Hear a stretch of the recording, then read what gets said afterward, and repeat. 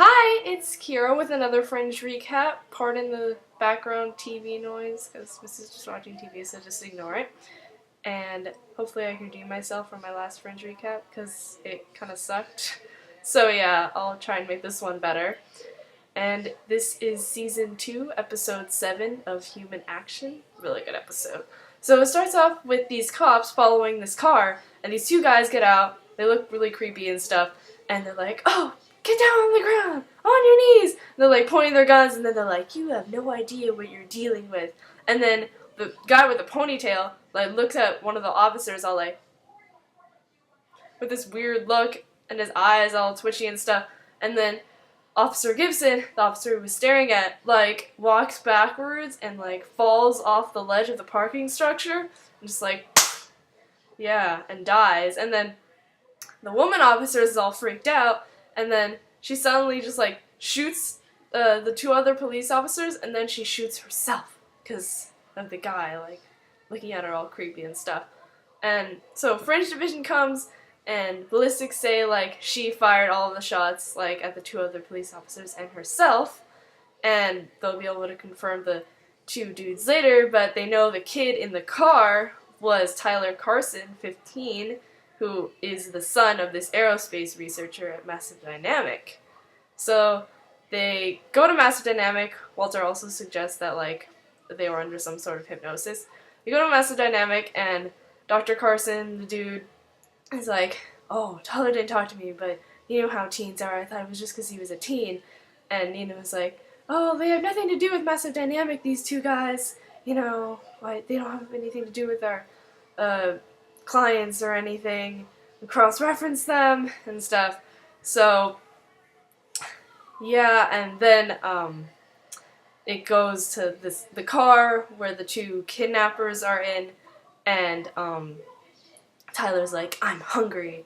So they go to this mini-mart, and the kidnappers walk in, and Tyler walks in, and the ponytail guy from previous part where he kills the two officers is like, "Hand over all the cash in the register." And he's like, and the clerk's like, "Oh, you don't have a gun, whatever." And then the other dude's like, "Seriously, you don't want to get involved in this. You don't know what you're dealing with."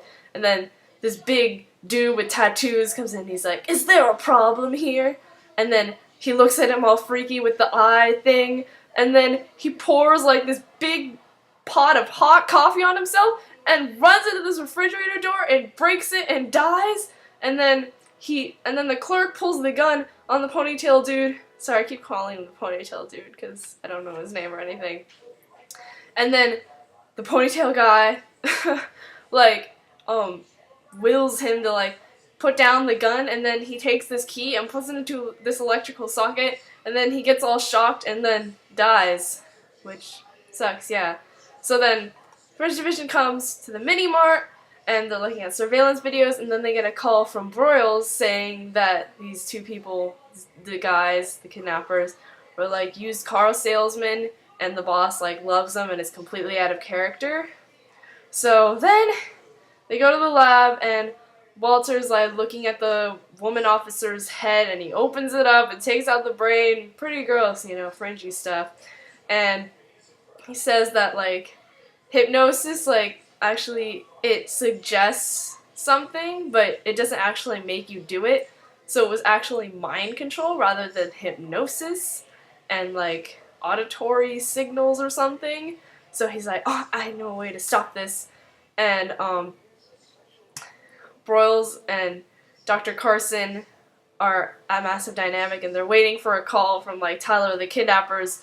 So they call, and Tyler's like, "Dad, please, just give them what they want, please." And then they're like, "We want $2 million in unmarked bills and stuff." And he's like, "Oh, come to this airport at 5 o'clock, blah, blah, blah." And so then Olivia's like, "Do they really want money? It's a distraction." So they're like, "So what do we do?" And she's like, "We set a trap and stuff." And so Walter's like looking through this box of like Peter's old toys, and Astrid's like, "What is he doing?" And Peter's like, "Oh, he mumbled something about my childhood." Then he finds this little teddy bear, and he says it like, it has like what, it releases white noise, which like makes it sound like you're still in your mother's womb or whatever, for like babies. So they, Olivia like briefs the team, FBI agents, like they have to wear these headphones at all times to block the mind control signals and stuff with the white noise coming from the teddy bear, and they can only talk through their microphones because they can't take off their headphones and communicate. So Walter tells them all about it, and then he's like, "Thank you for your time, whatever." And then they go to set up their trap and stuff. So now I'm gonna go to part 2. See you there.